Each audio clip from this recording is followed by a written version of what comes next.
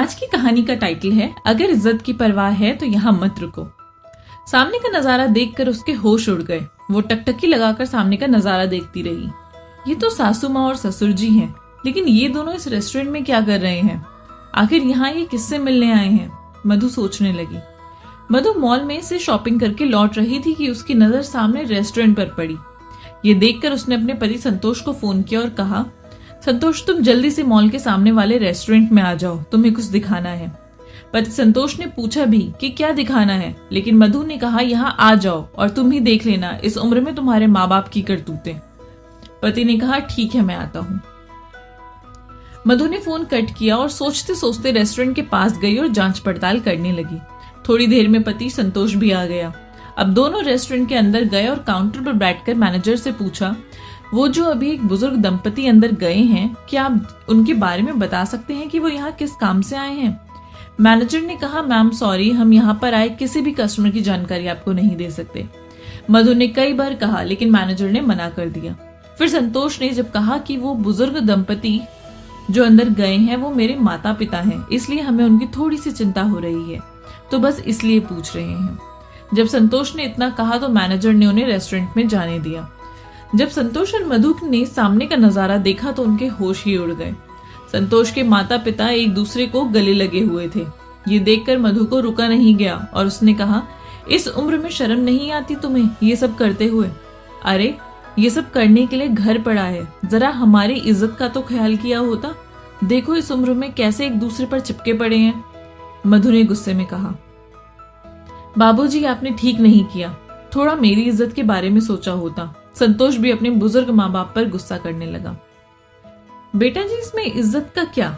मैं और तेरी माँ एक दूसरे को गले लगाकर आज शादी की सालगिरह की शुभकामनाएं दे रहे हैं। हम बुजुर्ग हो गए हैं तो क्या हमें शादी की सालगिरह मनाने का हक नहीं है? हम भी तुम लोगों की तरह बाहर जाकर एक दिन खुद के लिए नहीं जी सकते हैं क्या? तुम दोनों तो हर बार की तरह भूल ही गए थे कि आज हमारी शादी की सालगिरह है, और अगर तुम दोनों को याद भी दिलाते तो सुनने को यही मिलता कि इस उम्र में शादी की सालगिरह कौन मनाता है, फालतू के खर्चे हैं। तुझे तो तेरे पालतू कुत्ते का जन्मदिन मनाना याद रहता है, उसकी जरा सी तबीयत खराब हो जाए तो डॉक्टर के पास ले जाना याद रहता है, लेकिन तुझे इतना याद नहीं रहता कि तेरे घर में किसी एक छोटे से कमरे में तेरे माँ बाप भी रहते हैं। लेकिन हमें तुझसे कोई शिकायत नहीं है बेटा, बस मैं और तेरी माँ अपनी जिंदगी के एक दूसरे के सहारे खुशी से ढूंढ लेते हैं। इसलिए मैं और तेरी माँ आज अपनी जिंदगी का सबसे यादगार पल खुद ही मनाने चले आए। तो इसमें बुराई क्या है? अगर तुम्हें हमारी खुशियों में शामिल होना है तो यहाँ रुको, और अगर तुम्हें अपनी इज्जत की परवाह है तो मत रुको, तुम्हारे ऊपर निर्भर करता है। संतोष को अफसोस हो रहा था कि वो कैसे अपने माता पिता की शादी की सालगिरह भूल गया। बचपन से लेकर आज तक माँ पापा मेरा जन्मदिन कभी नहीं भूलते, और सबसे पहले माँ मेरा तिलक लगाकर मुझे जन्मदिन की शुभकामनाएं और बहुत सारा आशीर्वाद देती हैं। और मैंने क्या किया? जैसे जैसे बिजनेस में नाम कमाता गया वैसे ही अपनी माँ की खुशियों का ख्याल रखना ही भूल गया। सच में ये सब मेरी ही गलती है। मधु और संतोष दोनों की गर्दन शर्म से झुक गई थी। अपनी गलतियों को स्वीकार कर संतोष ने अपने माता पिता से माफी मांगी। सच में माता पिता का हृदय अपने बच्चों के लिए बिल्कुल मोम जैसा होता है। सोमेश्वर जी ने उन्हें माफ भी कर दिया। अब पिता सोमेश्वर जी अपनी पत्नी के साथ केक काटने लगे। बेटे बहू और रेस्टोरेंट में मौजूद लोगों के साथ खुशियां बांटने लगे।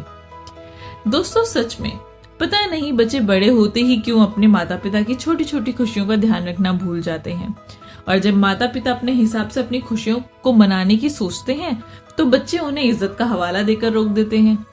मेरे ख्याल से जितना हमें अपनी खुशियां मनाने का हक है उतना ही हक हमारे माता पिता को है। क्या हुआ अगर वो बुजुर्ग हो गए हैं तो? ये मेरे अपने विचार हैं। आपको क्या लगता है? अपनी प्रतिक्रिया जरूर कमेंट सेक्शन में मुझे बताएं। आई होप आपको ये कहानी पसंद आई होगी। अगर कहानी अच्छी लगी है तो चैनल को प्लीज सब्सक्राइब कर दीजिए, लाइक कर दीजिए और अपने प्यारे प्यारे से कमेंट नीचे ड्रॉप कर दीजिए। मिलूंगी आपसे नई कहानी के साथ, तब तक के लिए बाय बाय।